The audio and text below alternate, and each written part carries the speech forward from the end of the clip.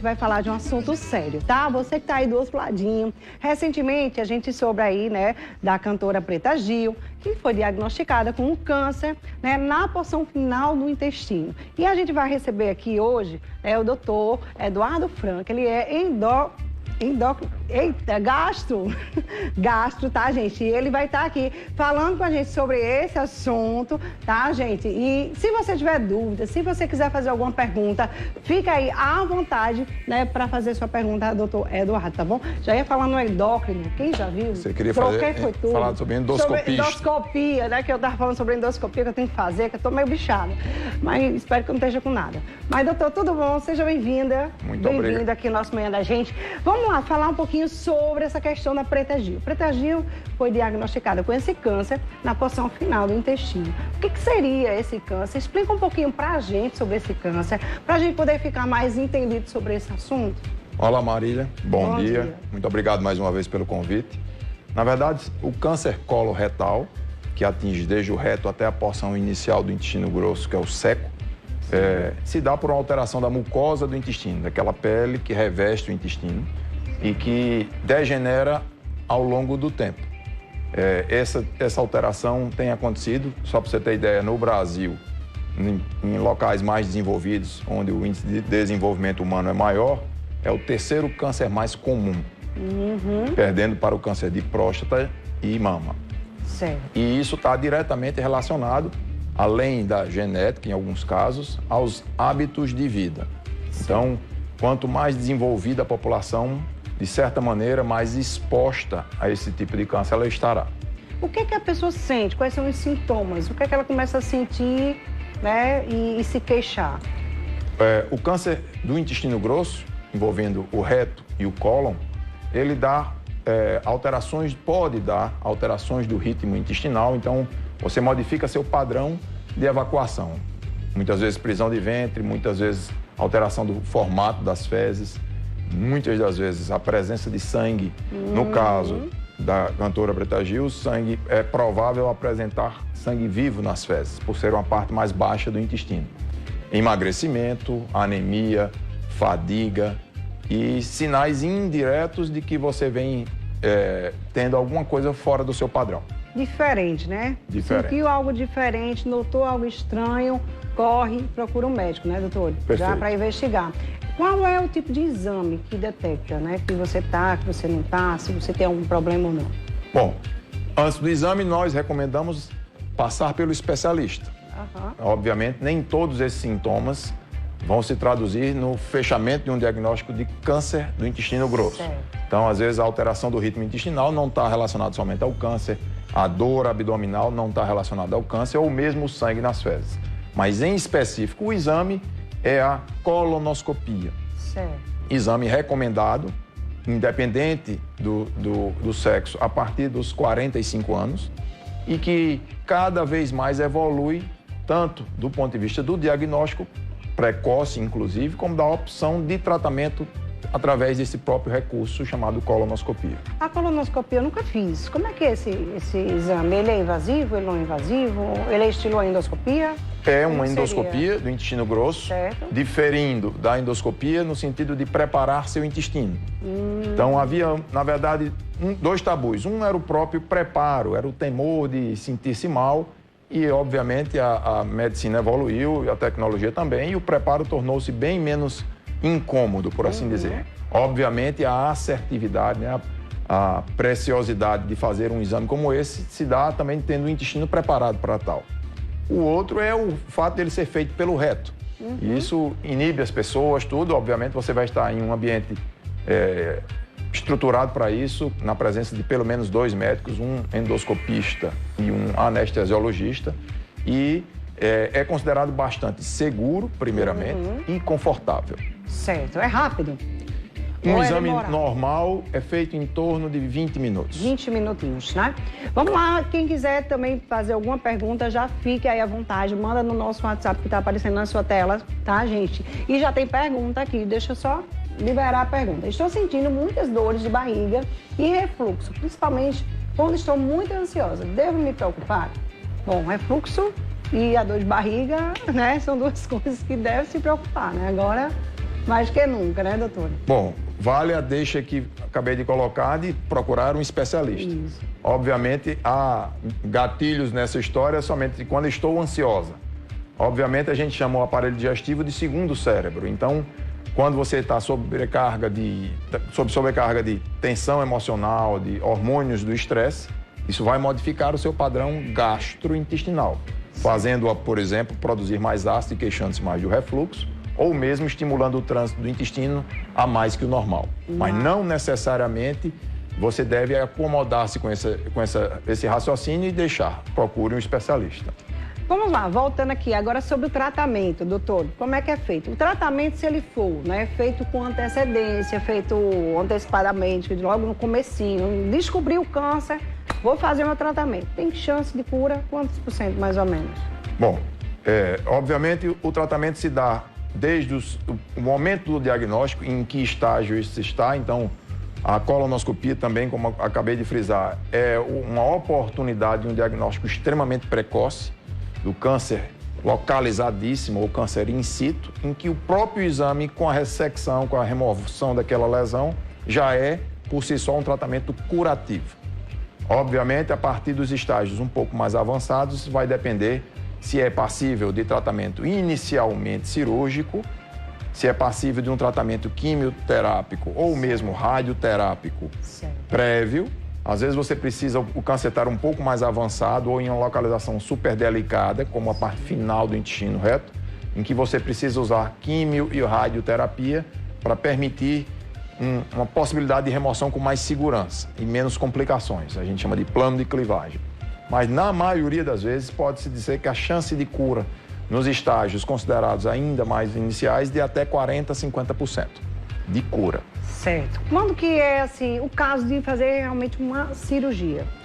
Na grande maioria das vezes, quando o tratamento não é endoscópico, Marília, a cirurgia é a indicação formal. Porque do ponto de vista de abordagem, a laparoscopia ou mesmo a cirurgia convencional, laparotômica, permite abordar o intestino, além de ressecar, de remover aquela área acometida, esvaziar os gânglios ao redor e aumentar a margem de cura. Nos casos de metástase, falando de metástases mais comuns como o do fígado, a cirurgia ainda é indicada. Então, é um recurso, sem dúvida nenhuma, curativo e disponível, inclusive na nossa capital. Maravilha, viu? Tem mais uma pergunta, vamos lá, solta aqui. Depois que o câncer está em metástase no intestino, é possível ter cura? E aí, doutor? Depois que está bem avançado? Sim, eu gostaria de alimentar a esperança. Sem dúvida, há um protocolo muito bem estabelecido no Brasil. Nós temos, inclusive, no serviço público, uma estrutura, o Hospital Napoleão Laureano, por exemplo, que é a quem se destina o SUS, ou o próprio Hospital Universitário, tem permitido bom nível de resultados. E mesmo que você tenha metástases, há uma boa chance de cura. Existe uma prevenção? Como a gente pode se prevenir, né, desse câncer? Eu diria, é a pergunta mais importante deste programa. Os artigos cada vez mais, Marília, abordam assuntos que a gente nem valoriza. Além, obviamente, do hábito alimentar, a dieta rica em frutas, verduras, legumes, o tabagismo. Então, fumar está diretamente ligado ao aumento do índice de câncer de maneira geral, inclusive de câncer do intestino grosso. E o fumante passivo é verdadeiramente contaminado por esse processo, mas hábitos como perder peso e atividade física. Imagina, há trabalhos impactantes em que a atividade física e a exposição ao sol, a vitamina D, e o Brasil é privilegiadíssimo quanto a isso, estão diretamente relacionados aos melhores índices de prevenção. Então, ao desinflamar o organismo, com o controle do seu peso, às custas principalmente de dieta e atividade física, e ter bons níveis de vitamina D, fazem um papel de prevenção importante nesse tipo de câncer. Maravilha. Tem mais uma pergunta, né, Jair? E você também pode mandar a sua pergunta, pode mandar áudio também, tá, gente? Fica à vontade. Tem mais uma pergunta? Bora lá. Estou sentindo dores do lado esquerdo, debaixo do peito. Será que tem alguma coisa sobre essas doenças, né? Tem medo porque tive uma irmã que faleceu de câncer. Ou seja, ela já teve uma irmã que faleceu de câncer. É genético isso? Pode ser genético também? Doutor? Porque assim, às vezes a pessoa tem um câncer totalmente diferente, né, do que outra pessoa pode ter, né? A genética não é... Praticamente, você, se tem um câncer de mama, você tem que ter o câncer de mama. Você pode ter câncer de outra coisa, não é, doutor? Ou não? Isso, o seu raciocínio está correto. E lembre, ou no câncer de mama ou no câncer do intestino grosso, são duas alterações que são facilmente preveníveis através do exame. Então, só para responder a sua pergunta, em parentes de primeiro grau que tiveram câncer de cólon, existe um protocolo especial, a despeito da idade, como disse, limite dos 45 anos. Então, pacientes na idade adulta que tiveram pai e mãe que tiveram câncer de intestino grosso, há um protocolo de rastreá-los através de uma colonoscopia. Estando eles rastreados, eles entram no índice da população normal e já foram evoluídos, vão seguir a faixa etária, as recomendações. Mas é importante, se você teve um parente, você ter o cuidado de se prevenir. Assim como vale para a mama. Obviamente, a partir de certa faixa etária. No caso da paciente, a dor no peito pode estar relacionada a inúmeros fatores, desde as doenças cardiovasculares, desde as doenças osteomusculares, ao próprio estômago e também ao intestino grosso. Até porque abaixo da costela esquerda tem o ângulo esplênico, uma parte do intestino que, quando acumula gás, tudo pode dar esse tipo de desconforto. Aquela dorzinha, às vezes uma dorzinha fina, né, que a pessoa às vezes sente, é ruim mesmo. Bora lá, tem mais uma pergunta, o pessoal está participando bastante. Bom dia, tenho muita prisão de ventre. Tem algum risco? Para quem tem prisão de ventre, tem um risco maior de ter? Depende muito da causa dessa prisão de ventre. Mas, normalmente, não é considerado saudável ter um intestino permanentemente constipado, preso. O atrito das fezes, o maior tempo de contato das fezes com esta mucosa, com esse tecido, gera inflamação. A alteração desse ritmo, muitas das vezes, também está ligado ao fato de ser ineficiente sua dieta, no tocante a fibras, na quantidade de água, ou mesmo, como a gente falou, em hábitos de vida como atividade física. Então, às vezes, a prisão de ventre é o resultado de um estilo de vida ruim e isso está exposto a maior chance de câncer, não só pelo fato do meu intestino ser preso, e sim por tudo que corrobora para que ele seja dessa forma. Tem gente que passa semana, gente, eu não sei como é que consegue, não. Né? Tem gente que passa 2 dias, 3 dias, 4 dias. Tem gente que viaja, não consegue ir ao banheiro. É um caso sério, assim, um negócio bem difícil, assim, de entender por que a pessoa não consegue. Será que é a alimentação, só a alimentação? Será que é o psicológico da pessoa? Será que a pessoa só vai se for naquele banheiro? E se a pessoa tiver com uma dor de barriga muito grande? Aí não vai no banheiro em qualquer canto, não. Não sei. Enfim, né? Mas tem gente que não vai, doutor. É uma coisa assim, parece que trava, né? Trava, não faz de jeito nenhum. Isso não faz mal, não. Sim, e sobre esse assunto, além de fazer mal, um outro mal é a automedicação. É muito comum. Muita gente toma remédio que só para fazer, né, minha gente? Eu já ouvi muita gente falando sobre isso. Você vê propagandas, às vezes, que servem para pequenas alterações e as pessoas captam essa informação e usam de forma indeterminada, a longo prazo. Se você tem uma alteração do ritmo intestinal, tendendo à constipação intestinal, você pode procurar uma proctologista, pode procurar um gastropediatra, porque é muito comum na infância já esse problema aparecer, ou um gastroenterologista, e ele corrigir isso de forma realmente saudável e sustentável. Mas tem tratamento. Tem que ter uma boa alimentação, que é fundamental, né? Eu acho que a alimentação é tudo, né? Água, eu acho que a água tem que beber bastante água. Tem gente que não toma água, como é que vai, né? Fazer nada. Aí não tem o intestino que funciona legal, né? Então eu acho que a alimentação e água, eu acho que é fundamental para que a pessoa, sei lá, né? Vá no banheiro mais vezes. Eu não posso comer salada. Pronto, se eu comer salada, alface, sei lá, qualquer coisa, eu vou muito rápido no banheiro. Se eu comer, tipo, mamão, abacate, eu tenho muita dor de estômago. Já tem gente que é bom, né? Diz que é bom, que é para o intestino funcionar melhor. Principalmente o mamão. Para mim já não funciona, já fico com dor de estômago. Se eu comer um pedaço de mamão, já fico com dor de estômago. Por que isso acontece, doutor? Tem alimentos que a gente acha que vai fazer bem e às vezes faz mal. Por quê? Primeiro, para quem já tem o hábito intestinal regular, qualquer coisa que o estimule a mais, ele tira do seu normal. Segundo, no caso específico do mamão, ele tem uma enzima chamada papaina, em que algumas pessoas têm a sensibilidade a ela e aí percebe essa modificação da digestão. Isso. No tocante ao abacate, rico em grande quantidade de gordura saudável, inclusive, recomendável, mas algumas pessoas não toleram esse teor a mais e aí alteram seu ritmo intestinal. Mas sim, são frutas, são recomendáveis nas porções adequadas, mas mal em si, de maneira alguma.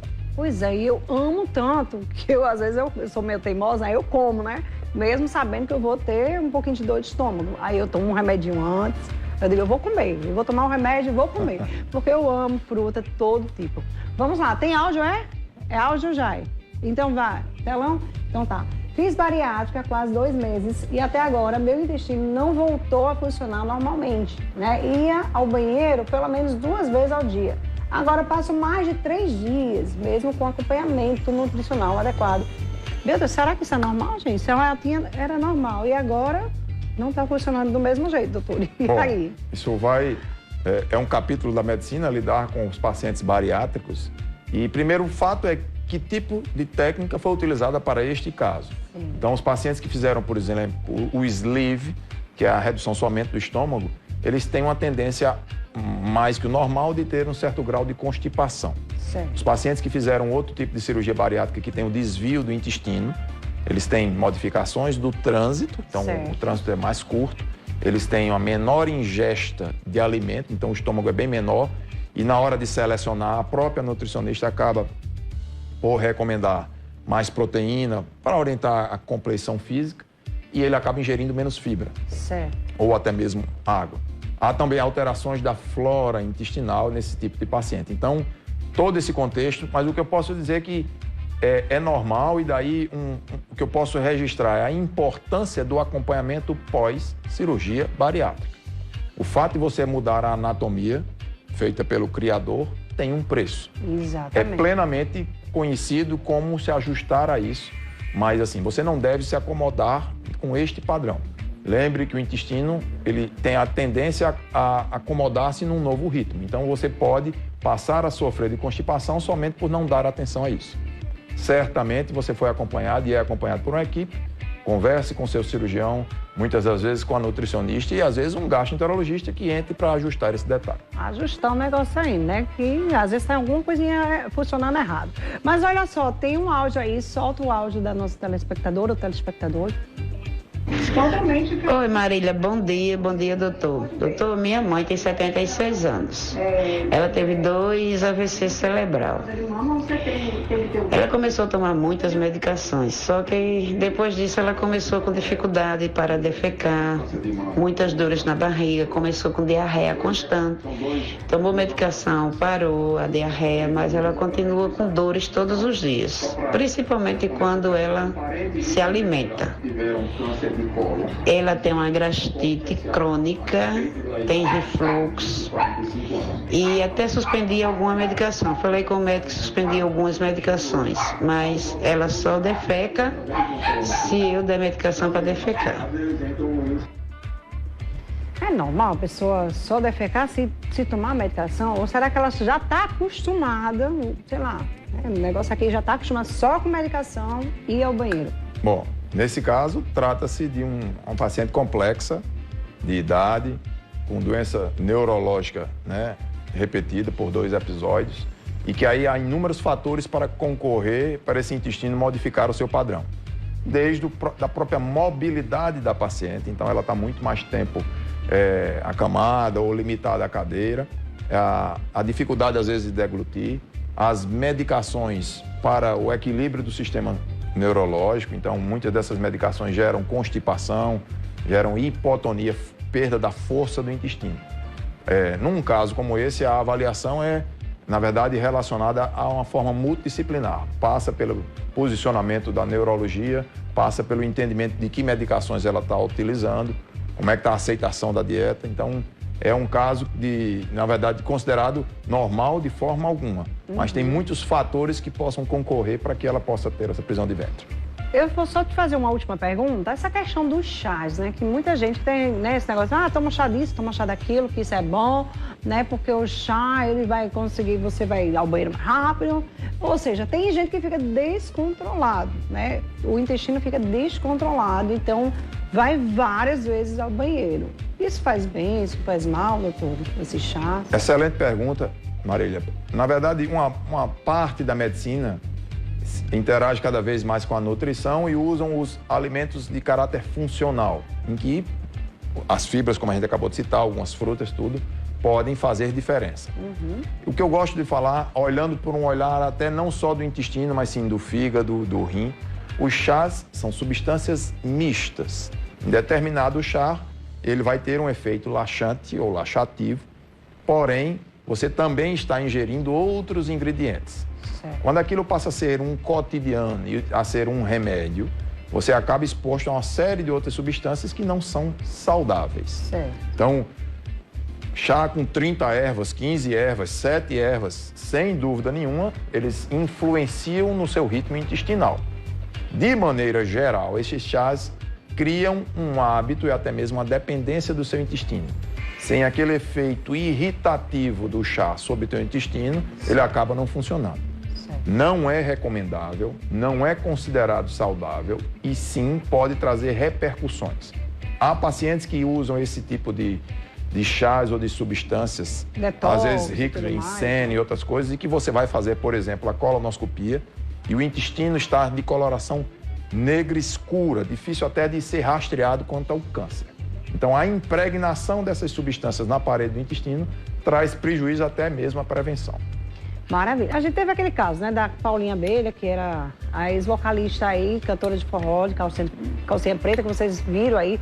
Algumas pessoas falavam que era por conta dos chás, das medicações para emagrecimento, outros já falaram que era outra coisa, que foi outra coisa totalmente diferente. Bom, até agora, né, cada um que falou uma coisa, né, e a gente ficou meio sem saber realmente, né, o caso, né, que veio ao falecimento da cantora, gente. Na época ficou bem confuso, né? Uns diziam que era chá, uns diziam que era remédio, porque ela tomava remédio para emagrecer. E até algumas pessoas, doutor, falam assim sobre o remédio de emagrecimento, que é bom também para emagrecer. É a mesma coisa que você tomar remédio de dor de cabeça, remédio para pressão, remédio não sei o que. Enfim. Alguns remédios são indicados, mas tem que ser passados pelo médico, né, doutor? Eu acho que você não pode estar tomando um remédio, medicações assim, sem prescrição médica, porque tem que ter um acompanhamento. E tem muita gente que compra aqui, porque fulana está usando, eu vou usar também, porque fulana emagreceu, eu também vou emagrecer. Porque fulaninha ficou bem magrinha, rapidinho, eu vou também tomar isso. E nem sempre a mesma medicação que dá para uma pessoa, a outra pode estar tomando, né? E tem isso também. Muita gente toma as medicações sem prescrição médica e acaba, né, tendo algum problema de saúde, tá? Então, quero agradecer aqui a doutor Eduardo. Obrigada mais uma vez, nosso gasto de hoje. Obrigada a você que também participou junto com a gente, fazendo suas perguntas. E volte mais vezes, doutor. Eu que agradeço a oportunidade de abordar um tema tão importante para a população. Obrigada, viu? Vou a um pequeno intervalo, gente. Eu volto já já, tá? Não sai daí não, que temos outro assunto importante aqui no nosso Manhã da Gente.